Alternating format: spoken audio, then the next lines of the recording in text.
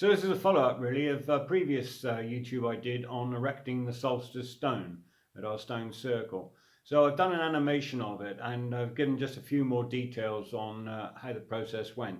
So we had to get it at the right height and in the right position. We had to dig the hole with a profile that matched the bottom of the stone.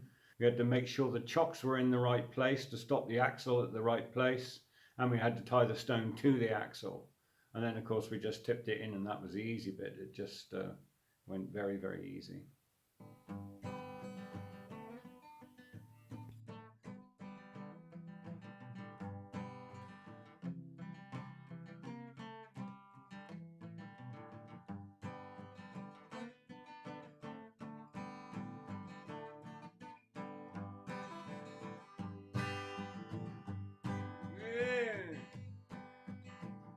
Yeah.